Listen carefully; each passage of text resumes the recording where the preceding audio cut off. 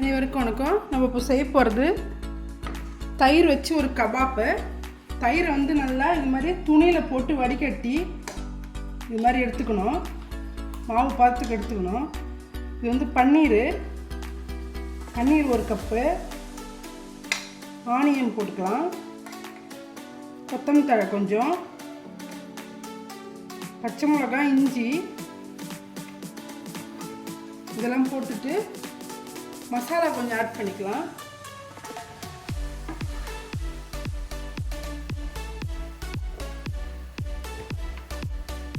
இதுக்கு தேவையான உப்பு போடலாம்.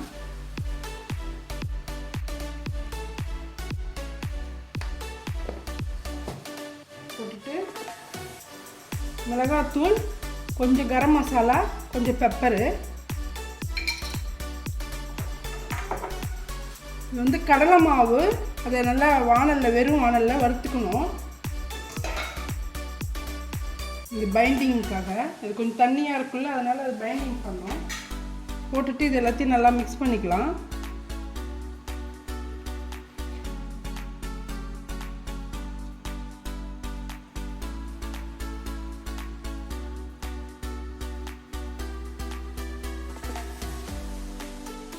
நம்ம ரெடி பண்ணதை பிரெட் க்ரம்ஸில் இது மாதிரி ரவுண்டாக ஷேப் பண்ணி ப்ரெஸ் பண்ணி வச்சுக்கணும். இப்போ நம்ம வந்து கடாயில் ஆயில் வச்சுருக்கேன். ஆயில் சூடானதும் நம்ம இதை டீப் ஃப்ரை பண்ணி எடுத்துக்கலாம். ஆயில் நல்லா ஹீட் ஆகிடுச்சு.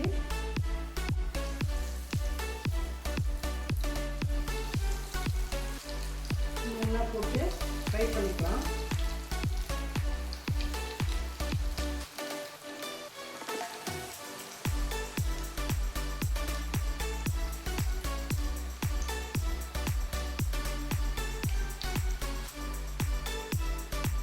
ஒரு சைடு நல்லா வெந்திருக்கு, இன்னொரு சைடு திருப்பிக்கலாம்.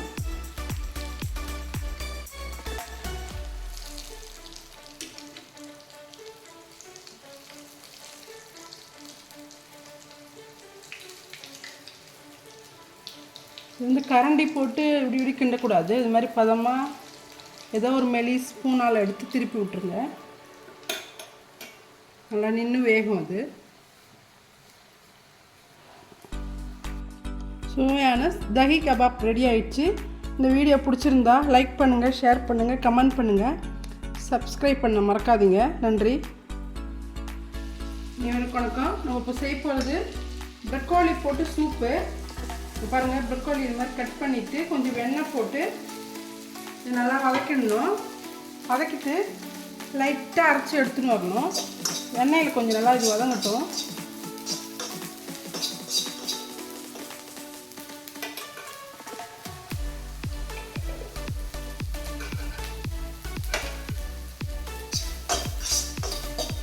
நல்லா வதக்கிட்டு இதில் கொஞ்சம் எடுத்து மிக்சியில் ஒரு கொஞ்சம் க்ரஷ் பண்ணி போடணும். இது மாதிரி முழுசாக இருந்தால் சாப்பிட முடியாது. பசங்களுக்கு, பெரியவங்களுக்கு யாருக்கு வேணாலும் அந்த சூப் கொடுக்கலாம்.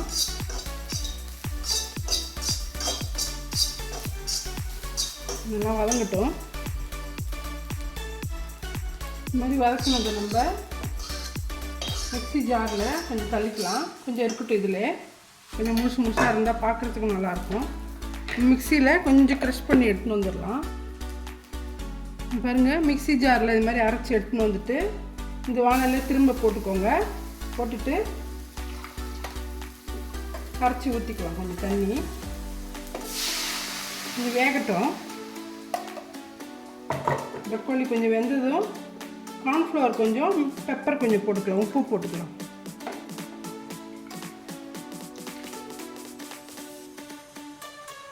நமக்கு எவ்வளோ சூப் வேணுமோ அந்த அளவுக்கு தண்ணி ஊற்றிக்கோங்க. இது 2 பேர் சாப்பிட்லாம்.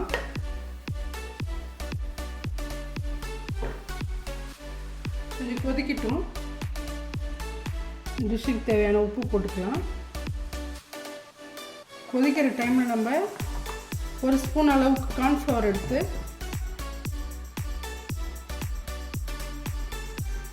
இது மாதிரி கரைச்சி அதில் ஊற்றிடுங்க. ஊற்றினா கொஞ்சம் திக்காக இருக்கும். சூப்பும் நல்லா டேஸ்ட்டாக இருக்கும்.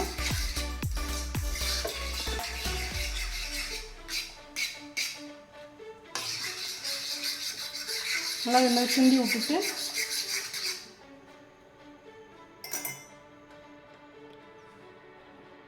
கொஞ்சமாக பெப்பர் இதில் போட்டுக்கலாம். பெப்பர் பொடி பண்ணது.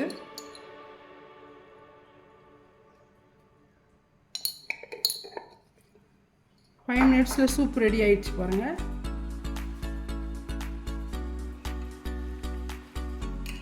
பாருங்க, சுவையான ப்ரக்கோலி சூப் ரெடி ஆயிடுச்சு. இந்த வீடியோ பிடிச்சிருந்தா லைக் பண்ணுங்கள், ஷேர் பண்ணுங்கள், கமெண்ட் பண்ணுங்கள், சப்ஸ்கிரைப் பண்ண மறக்காதீங்க. நன்றி.